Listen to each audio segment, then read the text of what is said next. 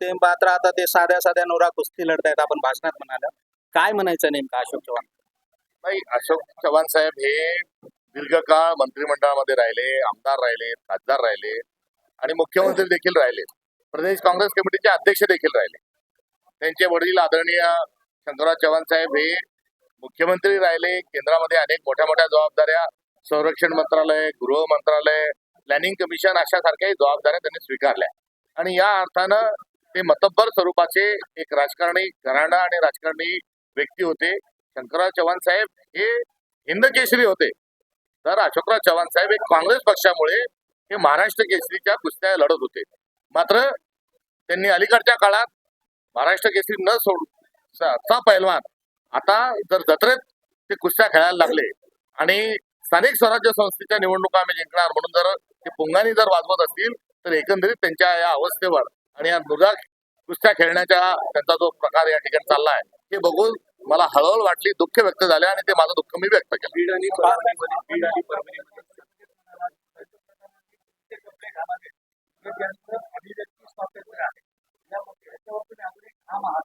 मी आपल्याला कुठचे कपडे घालावे, काय घालावे हा त्यांचा विषय आहे. माझा पूर्ण वक्तव्य जे आहे आपण अर्धच ऐकलं, अर्ध्या वेळेस आपलं कदाचित त्यामध्ये पूर्ण लक्ष मी दुसरा भाग होता. मात्र ते करत असताना लष्कराची जी गरिमा आहे आणि देशाची एकंदरीत जी संहिता आहे, त्या संहितेच्या संदर्भामध्ये त्यांनी भान बाळगलं पाहिजे.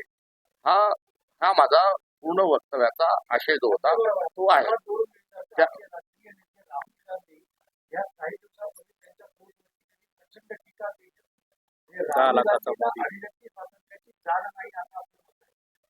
राहुल गांधींनी केलेली जी टीका आहे ती अभिव्यक्ती स्वातंत्र्याच्या अनुषंगाने नव्हती, ती संकेत जे आहे तो संकेताचाच भाग होता. आपण एका 26 जानेवारीच्या कार्यक्रमामध्ये सोन्याच्या अक्षराने जेव्हा मोदी मोदी मोदी लिहिलेला कोट त्यांनी घातलेला होता, त्याची पुढे लिलावात बहुधा कोट्यावधीने त्याची आराशी झाली. त्यावेळेस एक टीका त्या अनुषंगाने झाली होती. त्यामुळे संकेत हे सार्वजनिक सगळ्या माणसांना हे असतात आणि संकेताचं पालन हे प्रत्येक पदाधिकाऱ्याने जबाबदार व्यक्तीने केलं पाहिजे. पाक व्याप्त काश्मीर हे ऐकलं होतं, मात्र आता काँग्रेसची पाक व्याप्त काँग्रेस झालेली आहे असं वक्तव्य मुख्यमंत्र्यांनी नांदेडच्या सभेत केलं होतं. काय उत्तर द्याल? मुख्यमंत्र्यांना देशाचा इतिहास नीटचा माहीत नाही. कारण जी मुस्लिम लीग, जिन्नांची मुस्लिम लीग होती, ही जनसंघाचा मित्रपक्ष होता आणि ज्या काही व्यक्तींचं भाजप जे महिमामंडन करतं त्यामध्ये श्यामाप्रसाद मुखर्जी यांच्या नावाने महाराष्ट्रात काही योजना या देवेंद्र फडणवीसांनी मुख्यमंत्री असताना सुरू केल्या. हे श्यामाप्रसाद मुखर्जी जे आहेत हे बंगालचे उपमुख्यमंत्री होते आणि आता फडणवीसांची जशी युती ही शिंदे आणि अजित पवारांची आहे, तशी त्यावेळेस जनसंघाची आणि मुस्लिम लीगची युती होती.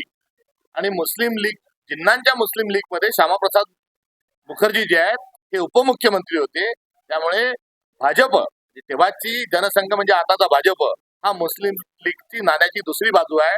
ही वस्तुस्थिती आहे. ही वस्तुस्थिती सोडून ज्या एका पाकिस्तानचे 2 पाकिस्तान केले आणि जो नेहरूंमुळे, पटेलांमुळे जो काश्मीर आपण वाचू शकलो, काश्मीरी लोकांना सोबत घेऊन वाचू शकलो आणि जो काश्मीर भारताचा अविभाज्य घटक आहे, हे जे काँग्रेसची भूमिका होती, पुढे जाऊन शिमला करार करत असताना काश्मीर हा आमचा अविभाज्य घटक आहे आणि काश्मीरवर आम्ही चर्चा करणार नाही असा शिमला करार होता. आणि त्या शिमला करारामध्ये असे होतं की तिसऱ्या कोणत्याही व्यक्तीला आम्ही या करारामध्ये आम्ही या प्रश्नाच्या अनुषंगाने चर्चा करू देणार नाही. मात्र आता हा काँग्रेसचा काश्मीरच्या अनुषंगाने असणारा संघर्ष आणि शिमला करार याचा विसर मोदींना पडला आहे. आणि आता जी शीतयुद्ध थांबल्याची जी सीज फायरची जी घोषणा आहे, युद्ध थांबण्याची घोषणा, ही आता अमेरिकेतून झाली. याचा अर्थ काय, तर शिमला करार हा मान्य नाही का? त्यामुळे काश्मीरमध्ये हा आपल्या हातातून सोडण्याच्या अनुषंगानं या ज्या हालचाली केल्या जात आहेत का, असा एक प्रश्न त्या ठिकाणी निर्माण झाला आहे. आणि ह्या सर्व पार्श्वभूमीवर जर फडणवीस असं म्हणत असतील तर त्यांचं डोकं ठिकाणावर आहेत का, हाच प्रश्न विचारल्याशिवाय गत्यंतर नाही. 26 तारखेला मुंबई बुडत असताना मुख्यमंत्री फडणवीस मात्र संध्याकाळपर्यंत म्हणजे रात्री 8 वाजेपर्यंत नांदेडमध्येच मुक्कामी होते राजकीय सभेसाठी.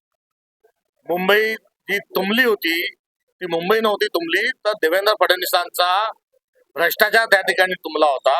कारण गेल्या अनेक दिवसांपासून मुंबई महानगरपालिकेच्या निवडणुका झालेल्या नाही आणि तिथे प्रशासक आहे, त्या ठिकाणी कोणता अधिकारी पाठवायचा, तर हे मुख्यमंत्र्यांच्या देवेंद्र फडणवीसच्या अनेक ज्या योजना आहेत त्याच्यात लाडका अधिकारी नावाची पण एक योजना आहे आणि ते लाडके अधिकारी BMC ला त्यांनी पाठवलेले आहेत आणि त्यांच्या माध्यमातून मलिदा खाण्याचं काम हे मोठ्या प्रमाणावर होत आहे. 90,000 रुपयांच्या मुदत ठेवी या मुंबई महानगरपालिकेच्या फिक्स्ड डिपॉझिट स्वरूपाच्या होत्या. या दरम्यानच्या काळामध्ये त्या काढून त्या फस्त करण्यात आलेल्या आहे. 1600 कोटींचं नव्याने कर्ज एक नव्याने काढलेलं आहे. आता हे सर्व पैसे जे आहेत हे कुठे गेले हा प्रश्न ऐरणीवर असताना आज जी मुंबई तुंबली होती ती मुंबई नव्हती तुंबली, तर भ्रष्टाचार तुंबला होता आणि देवेंद्र फडणवीस, एकनाथ शिंदे आणि अजितदादा तिकडे कॅनल फुटले यांची सुनामी त्या दिवशी मंत्रालयापर्यंत गेली होती. तिथे मुंबई डुबती आहे, अलर्ट मोठा आहे, शेतकऱ्यांच्या फळबागांचं नुकसान होत आहे आणि खुशाल इथे मुख्यमंत्री जर राजकीय भाषण करत असतील, जर चुकीचं बोलत असतील आणि या महाराष्ट्राचे जे जहापना आहेत ते अमित शहा आहेत. कारण अमित शहांच्याच म्हणण्यानुसार महाराष्ट्र चालतो. महाराष्ट्रामध्ये कोण मुख्यमंत्री होणार, कोण उपमुख्यमंत्री होणार, कोणाची युती होणार, कोणाला कोणतं खातं मिळणार, कोणत्या जिल्ह्याचा कोण पालकमंत्री होणार, हे सर्व निर्णय हे अमित शहा घेत आहेत. आणि त्या अमित शहाच्या दिमतीला या ठिकाणी मुख्यमंत्री होते, त्यांनी कुठल्याही प्रकारचं या ठिकाणून झूम मीटिंगवर मुंबईची चौकशी केली नाही. अलर्ट होता, अलर्ट असतानाही ते बेफिकीर राहिले. जी नाले सफाई आहे त्या नाले सफाईमध्ये भ्रष्टाचार होता. एकंदरीत त्या दिवशी मुख्यमंत्री अत्यंत बेजबाबदार पद्धतीने वागल्याचं महाराष्ट्राला दिसलं.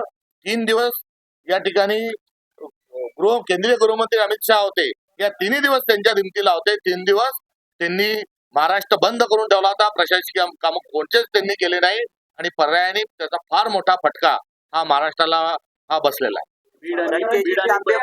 राहुल गांधी ऍक्सेसिबल नाही.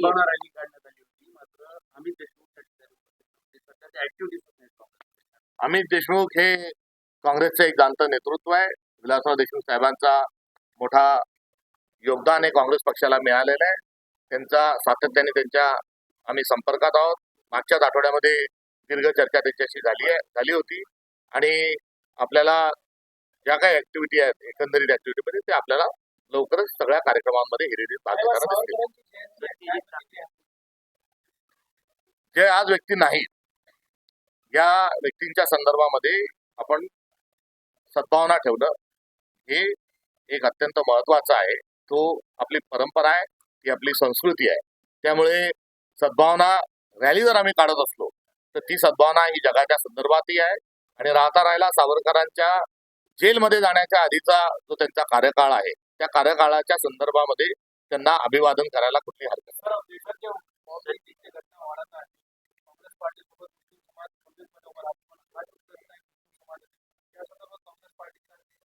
मॉब लिंचिंग हे कोणत्याही प्रकारचं असो, ते धर्माचा माणूस असो, जातीचा माणूस असो किंवा एखादा महिला पुरुष या विषयाचा असो, या सगळ्या विषयामध्ये लोकशाहीचे जे मूल्य आहेत त्यांचं पालन व्हावं हीच भूमिका आहे.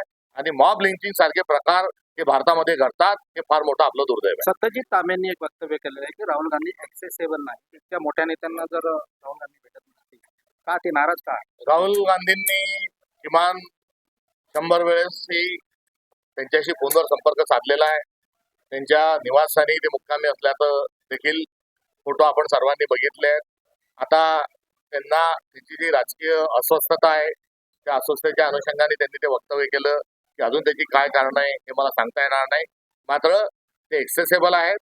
जे कामं आहेत त्या सर्वांच्या संदर्भामध्ये ते सर्वांना भेटत असतात. एवढंच नाही तर आपल्या येथील राहुल प्रधान जे आहेत हेही राहुल गांधींना 2 दिवसापूर्वीच ते भेटून आलेले आहेत. भारत जोडो यात्रेच्या निमित्तानं नांदेडमध्ये अनेक कार्यकर्त्यांना ते भेटलेले आहेत. त्यामुळे त्यांचा हा जे एकंदरीत उत्तर आहे हे मनाला न पटणार आहे. आणि सत्यजित तांबे साहेब हे काँग्रेसच्याच भरोशावर म्हणजे काँग्रेसच्याच पाठिंब्यावर ते निवडून आलेले आहे, याची त्यांनी भान ठेवावं एवढी त्यांच्याकडून असणारी नम्र प्रार्थना आहे. धन्यवाद साहेब.